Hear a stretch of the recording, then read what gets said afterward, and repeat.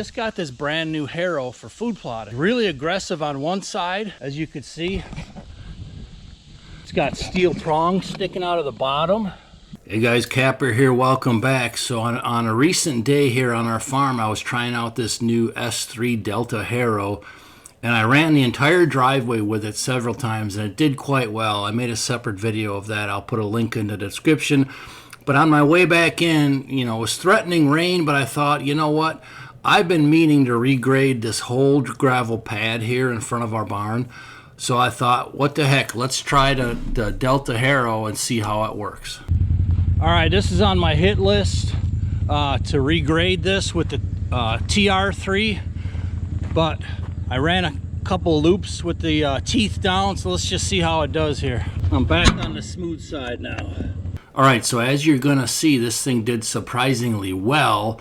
My only regret, and I'm gonna redo it, is I should have ran it a few more times with the rough side down, but just look how good the smooth side, it actually moves the gravel in the low spots, which is what I'm trying to accomplish.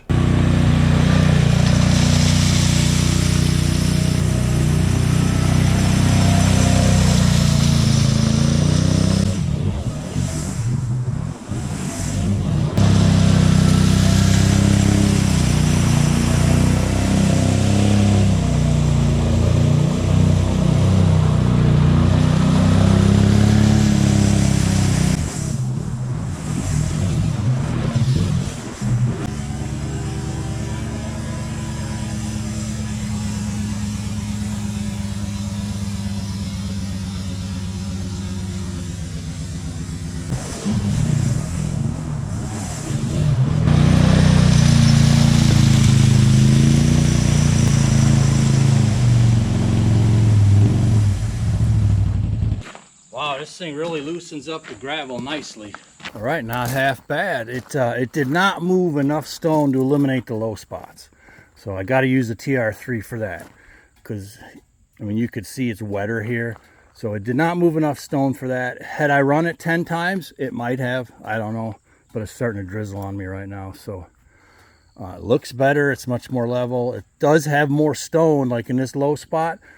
I tried to pull the stone from that higher spot this way. So it does have more stone in the lower spots, but they're still low spots. But I like this thing. I like it. So far, it's 2 thumbs up.